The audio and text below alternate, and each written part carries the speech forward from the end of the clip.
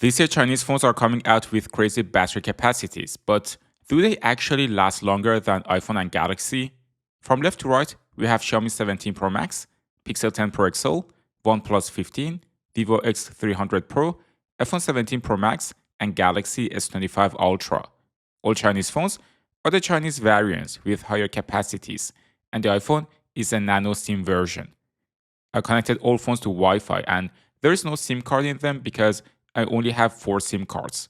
All are set to the same brightness level using a lux meter, and they all have fewer than 15 battery cycles.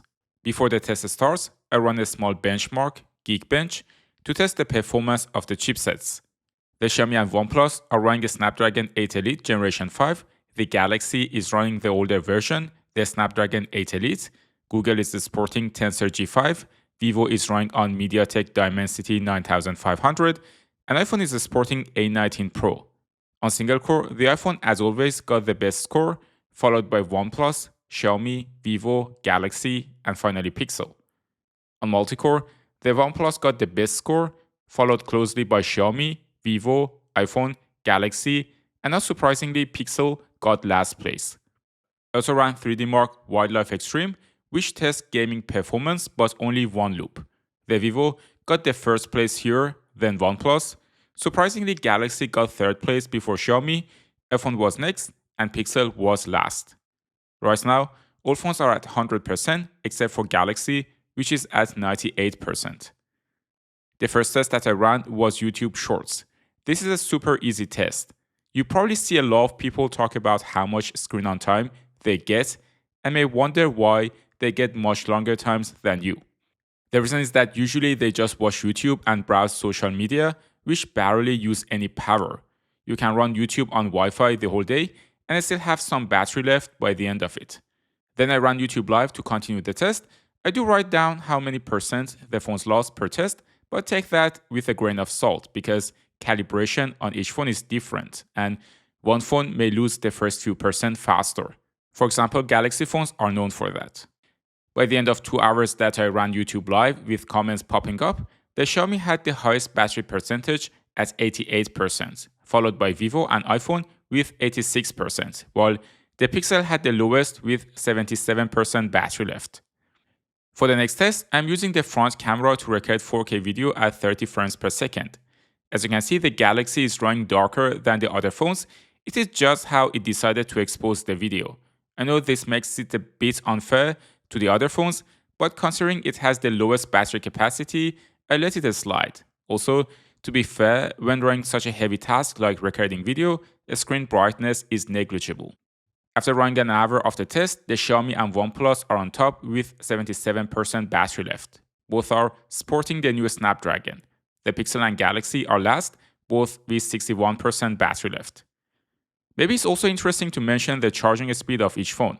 OnePlus 15 has the highest max charging speed, and the rest of the Chinese phones also have high speeds compared to the Pixel, Galaxy, and iPhone. All of them also support wireless charging, of course. If you want a nice power bank, Sharjah is going to give 5 Sharjah iSmack 3 units away to you, and I will tell you in a second how to join the raffle.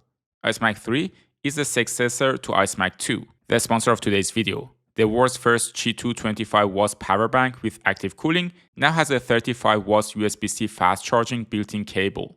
This power bank is super compact, has a 10,000 mAh capacity, and can charge 2 of your devices with the cable simultaneously. The best part is you can attach this power bank to any Qi2 ready device. For iPhone, it works without the need for any extra accessories thanks to MagSafe, and the power bank fits exactly on the back of the iPhone 17 Pro Max.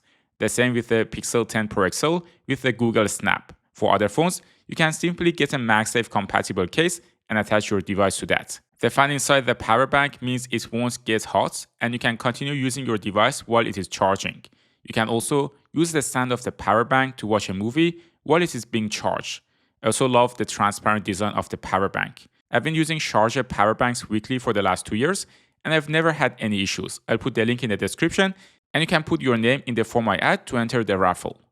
For the next test, I connected all phones to talk to each other via Google Meets. This is a heavy test since all phones should upload the video and download the rest, and simultaneously encode and decode them. By the end of this part of the test, The OnePlus has the highest battery with 55% left, followed by Xiaomi with 49%. The Pixel is in the last place with 19%.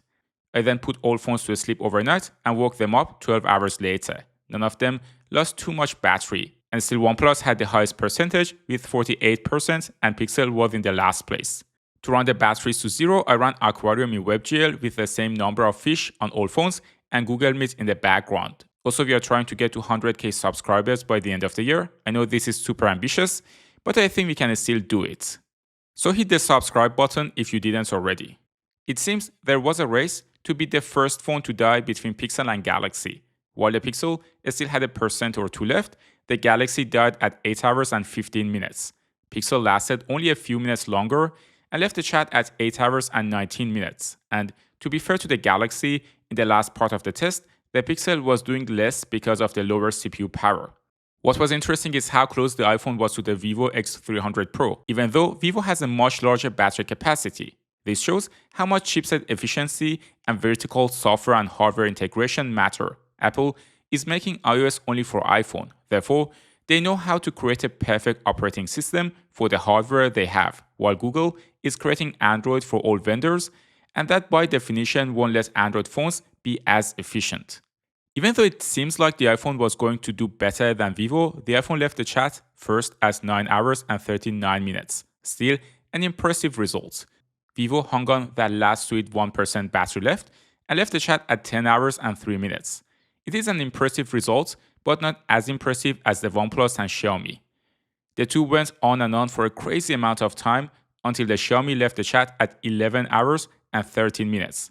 Honestly, at this point, I'm not sure if I'll do any battery tests anymore because these tests used to last 6 to 8 hours and now I need at least half a day to finish the batteries. Even after that, the OnePlus continued the whole test alone. This is an impressive result regardless of how they achieved it. We still don't have any official explanation from Google, Apple, and Samsung on why they are not using the same silicon carbide technology on their phones, but for now it seems the Chinese phones are going to have an edge. Honestly, I think apart from silicon carbide batteries degrading faster, the main reason is that based on rules in many countries, companies cannot ship batteries with capacities larger than a certain amount, and these Chinese phones are also sold with lower capacities in Western markets.